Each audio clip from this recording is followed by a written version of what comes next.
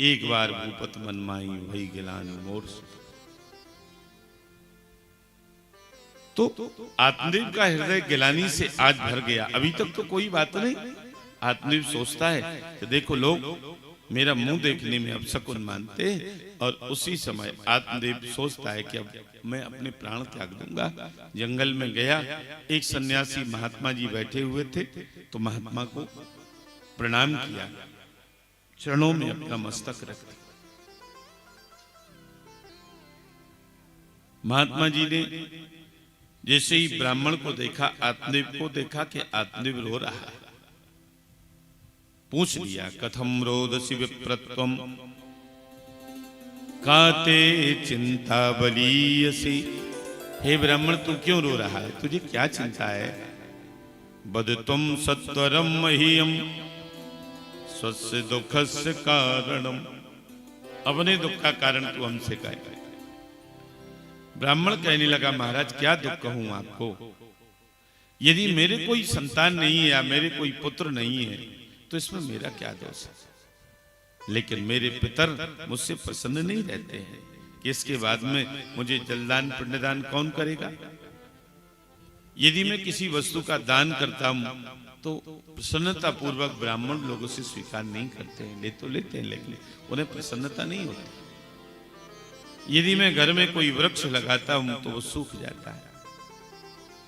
कोई गाय पालता हूं तो वो भी बैला हो जाती है, उसके कोई बछड़ा बछिया नहीं होता है। महाराज, एक ही शर्त पर मेरे प्राण बच सकते हैं। मैं तो प्राण त्यागने का संकल्प लेकर के आया। यदि आप मुझे पुत्र होने का वरदान दे दें, नहीं तो मैं आपके सामने ही सर पटक पटक करके मर जाऊंगा, अपनी जान दे दूंगा। आत्मदेव ने जब यह कहा तो महात्मा जी बड़े सिद्ध थे। मस्तक की रेखाओं को देखते हैं, कहते हैं, ब्राह्मण, मैंने तेरे भाग्य की रेखाओं को देखा है, मस्तक की रेखाओं को देखा है। श्रृंभित मया ते यद्यो प्रारब्धम तु विलोकितम। सप्त जन्मावधित पुत्रो नैवच नैवचा। एक जन्म में क्या 7 जन्म में भी तेरे कोई पुत्र नहीं है। पुत्र संतान की तेरे मस्तक में रेखा ही नहीं। इसलिए भगवान का भजन करो। क्या करोगे संतान को लेकर के? संतान कभी कभी बड़ा दुख देती है। जिस पुत्र से तुम ज्यादा प्रेम करते हो वही पुत्र बाद में तुम्हें बहुत धोखा देता है। उस समय बड़ा कष्ट होता है। अजात मृत्यु मूर्खेषु मृता जातो सुतावरम। ये बड़ा अच्छा श्लोक है, बड़े ध्यान से सुनना। यदस्तो स्वल्प दुखाई यावन जीवन जड़ो रहे। अजन्मा और मरे हुए ये दोनों पुत्र अच्छे होते हैं। या तो पुत्र का जन्म ना हो तो हम ये सोचते हैं कि अरे भाई कोई संतान ही नहीं, कोई पुत्री नहीं, थोड़े समय के लिए दुख होता है। या जन्म लेने के बाद में पुत्र मर जाए, कुछ ही समय के बाद तुरंत यदि वो मर जाता है पुत्र, तो ये भी थोड़े समय के लिए दुखदायी होता है। अजात मृत्यु मूर्खेषु मृता जातो सुतावरम। और यदि मूर्ख पुत्र हो गया तो यदस्तो स्वल्प दुखायु यावन जीवन जड़ोदय। मूर्ख पुत्र हो गया तो फिर वो जीवन भर के लिए दुखदायी होता है, माता पिता को जीवन भर तारता है।